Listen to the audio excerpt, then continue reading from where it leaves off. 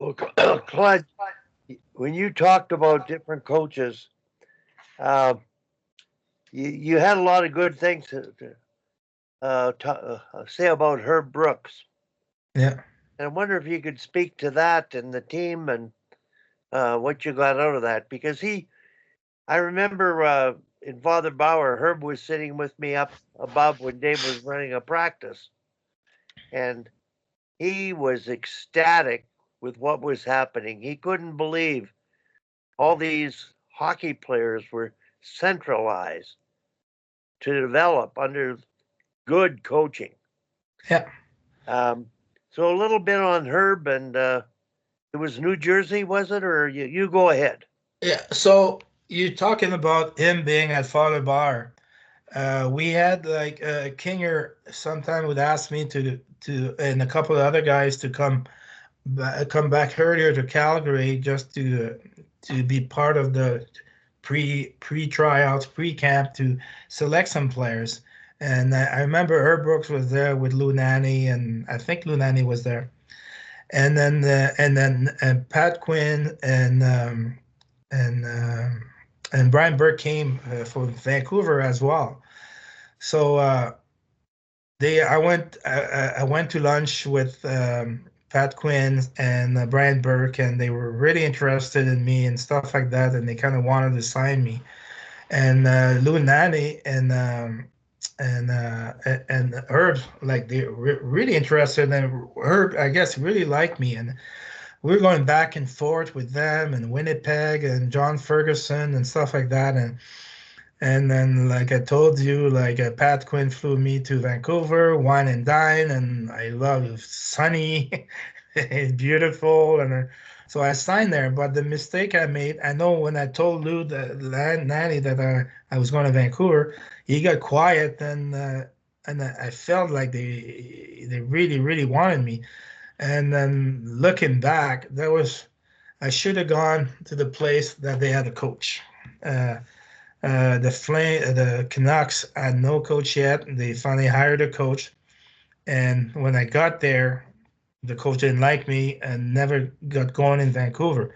But Herb ended up going to Vancouver, New Jersey, and then he was there as an assistant, and then he always talked to me and always give me some tips. I was doing something good. He would come from the stands and come to see me right away, and then he ended up being the coach, a head coach, and he really liked me. Always talked to me and stuff like that, which beside Tommy McVie and Dave Kane, nobody ever done to me. And then I got a arbitration issues with the Devils. That's why it ended there. But I heard I learned a lot from him, and then as I'm coaching, I take something from all those three coaches, and looking back, I had terrible coaching all my career. NHL coaches not good at all. Some of the European coaches not good at all. So those three, I learned a lot, and then what to do and what not to do as a coach. I'm going to throw out a question here, both for you and Tom. Um, what what are the qualities of a good coach? But for me, it's communication, and one thing is caring about the development of the players. Communication is important because as I'm working with my game analysis, and ask questions to the kids, and he said, "Oh, the coach never tells me anything. I don't know why I don't play." I go ask him what I need to do to be better, and then they never get any answers. So you're as a coach, you got to be a good leader, a good communicator, and delegate. I'm pretty good at delegating to my assistant coaches. I want to make sure they're involved. I want to make sure my trainer is involved, and and then I sharing knowledges as well. So that's my take, and that's why I feel a good coach should be. Tom, Well, I agree with Claude about that. The players, they want to get better, and you have to be able to talk to them about what they're doing and what they could do to get better, and and somehow get it through that you know they know that you're talking to them because you want to help them, and you're not just giving them, you know, bawling them out or whatever. And that's an art in itself. But yeah, I agree with Claude what he says, because you are coaching people, right? Mhm. Yep. Well, Claude, a friend of mine who's bilingual, brought me out to University of Ottawa to work with the men's and women's college team. He wrote a book, and he called it's a leadership book, but he works with pro teams, football, hockey, uh, and he said the art of coaching is the ability to do the right stuff, the right amount at the right time. And so knowing the game and being able to teach and not overload and not give too much information and um, sometimes being quiet and saying nothing and just a look on your face is enough. Hmm. So there's an art to being a great coach. Um, like some of them to me were just did it naturally. Yeah. I played senior hockey for a couple of guys that they weren't technical at all, but they were authentic. I respected them, and I could sense they respected me.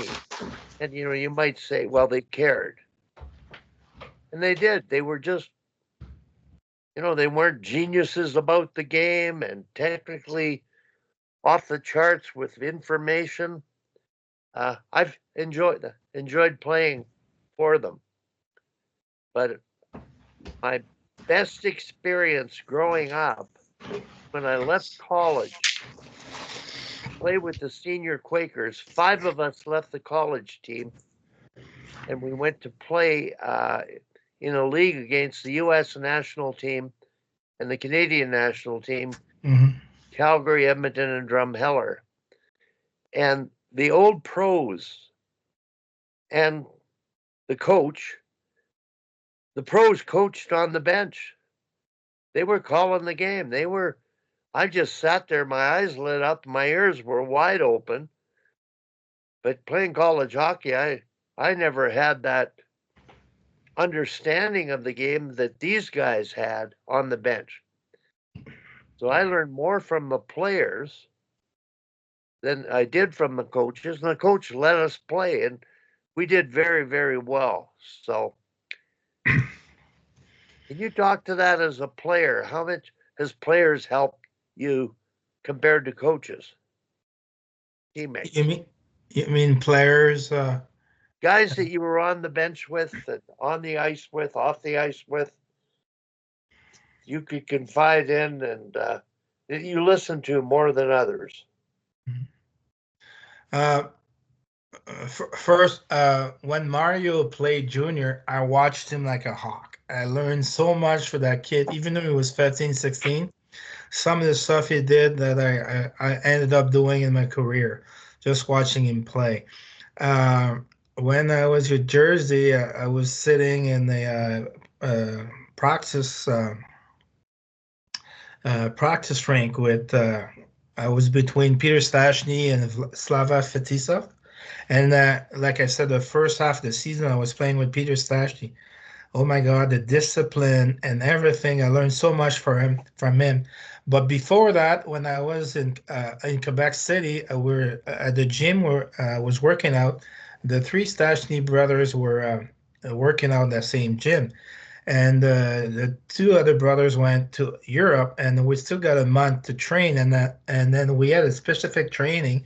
So I trained with Peter, and he had a book, and he we had the same exercises, and he would like note how he felt after 45 setups. He would note it. It's I feel strong or not strong or average. And me, I just go 45 setup, chin up, bench press and stuff like that. He was his book was full of notes, how he was training, how he felt after 30 seconds, after a minute. And that was amazing. And I was just following it. So there's that discipline. And then practice wise, I was watching him. I was on the same line, so I wanted to stick on this line. So I was asking him questions, and he was telling me where to go and not to go certain situation. I remember one of the first time I was wide open, and I asked for the puck, because I came from the minors, like the guys got their head down. He never passed the puck to me, but when we got back on the bench, he just give it to me. Never ask for the puck. I saw you. And then I learned a lot from that because after when I played, and that's what I try to teach my kids, uh, bait people. I know you're open, but I'm going to put my stick in a position, my body, the way I look, in a way that nobody knows that I see you, and then the lane's going to be there. If you ask for the puck, no, they're gonna react and there's be a stick in the lane. So those are the type of thing I learned, like a guy from a guy like Peter Stastny, and watching some of the other guys play, and then it's amazing. Some of them you just have to let play, and you'll see how good they are. But if you overcoach and they're going to do what you tell them all the time, they're never going to emerge and be creative and do things to the level of thinking that Peter did there. Yeah, I've been a guy that always I don't like yelling for passes. mhm. Players I don't they either. they may be open, but the situation sometimes they're not open and they're yelling for passes. In my Yeah, well, there's a lot of those, and that goes to hockey sense and yeah, selfishness. But to go back to that a second, I got a perfect example. Is like my daughter, for example. When I coached her, obviously she was doing well. It's not like because I was playing her more or whatever, but I just let her be herself. And she would come to the Hockey Alberta camps, and they would tell her to do this, to do that, and Cassandra always listens to the coach to the T. And they would say, use your speed, go wide, and then she would go wide. And sometimes there was no more room left. She was almost below the red line, the goal line. And I would tell her, yeah, when you see the defenseman, because of your speed, she's back, fake and cut in front of her. Wow, no, they want me to go wide. That they want me to go that. Wow, so I couldn't fight that. And then she played college, and the coaches tried to, she was the fastest guy. She's the only one that could skate with Boston College and all those the top U.S. national team players like Kendall O'Quinn. But they wanted her to play a certain way, and then I tell her, wow, maybe she should. Wow, they want me to do this and that. So fast forward, she had a decent career, and then she goes to play pro in Sweden, and the coach got fired, and then the assistant coach has his daughter on the team, but he just let the girls play. And my daughter, she just all the thing I tried to teach her, she was doing it, and she was both 200 feet player, offensively and everything, and just the coach did. She had nobody telling her what to do every single shift. So that's there's. I remember when I first coached this, I had so many information for the kids. There were so many things they needed to learn, and I didn't know which one to which to tell them. And like when they say, "Oh, go in the dressing room with three things," but I had about 10 things, and I had to pick the right ones to explain, and not enough time. But yeah, it's communication is always a big thing. And I think what I've come to the conclusion of, because, just like you want to say everything, and, you know, I think that good habits will carry you through everything, and then with good habits, you can read the play. Say, okay, they've taken the ice in front of me away. I've got to go somewhere else, and this sort of thing. But like telling your daughter just to go wide all the time, and that's when you're a coach, you think that player can beat people wide. And I mean that there's so many options when you've got the puck, and then if you got the skill to pull them off, can you do the little pull up and cut in front of that D and make plays? And that's you have to give the players the good habits and the skills to be able to do those things, but then you can't tell them what to do all the time. So Yeah. I I worked with the U13 team last night. I'm on the bench handling the D door. They won the game 6-0. Outshot the team 37-7. Kyle Wanvig's coaching, unbelievable job of preparation. Giving up 7 shots in a hockey game, that's a testament to how to play without the puck. Yeah. The very first shift, neutral zone, after the face-off, there was a turnover in the neutral zone. The other team got it. There were 3 back checkers on the player in the neutral zone. That caught my eye right away. And they got the puck back and they went into the zone with it. And I'm on the bench and I'm looking at the forward coaches because I'm working with the D.